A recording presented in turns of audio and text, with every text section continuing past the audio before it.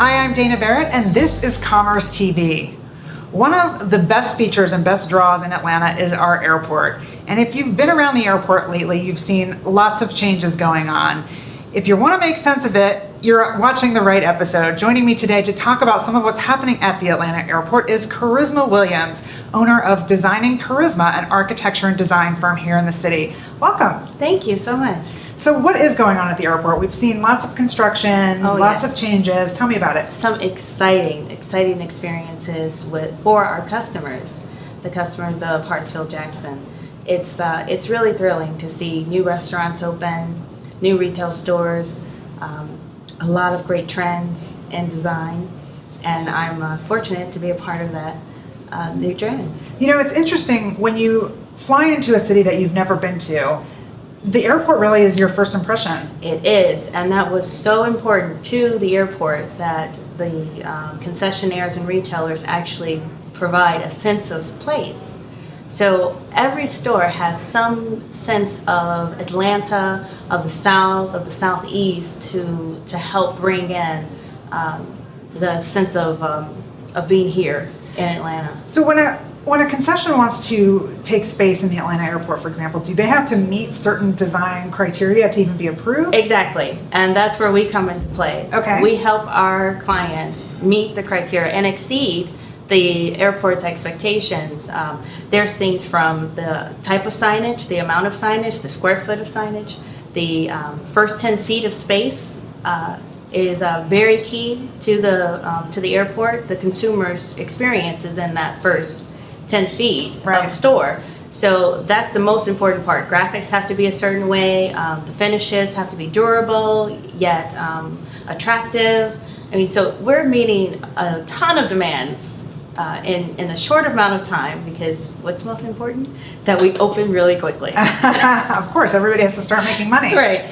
One of the things that I think I've sort of subliminally noticed over the years is that the flow in some of the concessions seems to be better. I remember going in many years ago, dragging a suitcase and not being able to get through lines. Yes. And is that part of... Do you know, that's one of the things I talk with my team about. We actually go through studies and put a person with luggage and run through those aisles, run through the chairs, run through the POS, cash register station, and try to figure out, do we have enough space for not just the human, right, but the human and a suitcase and a shoulder bag or a child or the friend or the pet carrier. Exactly. So what is the spatial orientation in the store, and how can we make it better for our consumers? What I'm really excited about is in one of our stores, we're actually featuring places for luggage at both the bar and at the laptop table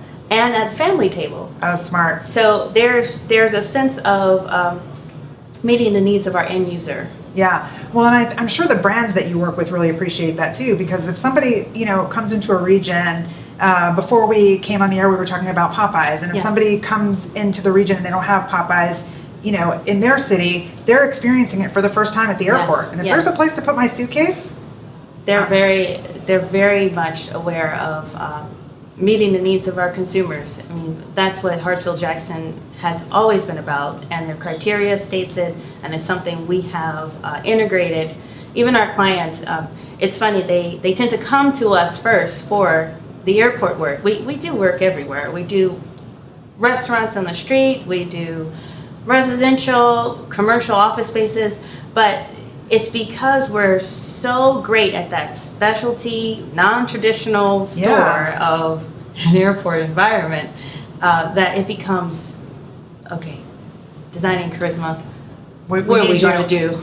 So I've read some things over the maybe last year about some really interesting features in airports, with all kinds of entertainment for people, things you would never think of being in an airport, movie theaters and skating rinks and all kinds of crazy things. What do you think about all that? Oh, I think it's kind of fascinating. I mean, again, like you said, the airport is the first stop for a lot of people. So when they're deboarding, what do we have to offer them? When they're enplaning, when they're coming into the airport and waiting, right? They got there early. Yeah. They want to, sort of situate themselves. It's their first time flying. they don't know what to do. They're feeling uncomfortable. Right. You know, it's wonderful to actually give them some experiences that, you know, they may not otherwise experience about Right. the airport that they're in, like Atlanta. So give me the latest trend. What's something new that if you haven't been to the airport in a while that you are going to see that's unexpected? Oh, goodness. Well, it's coming up, actually. Okay. Well, for me, we're doing something in a bar that is, I think, going to be very, very trendy and providing some barista mixology Nice. entertainment. All right. A teaser. I love it. Yes. Tell me what concourse at least. Okay, I'll tell you, it's Concourse A. All right, so Concourse A at the Atlanta airport, keep your eye out for it. If you need to get in touch with Charisma because you need some architecture and design work, whether it's in an airport or wherever, they can reach you where? At www.designingcharisma.com.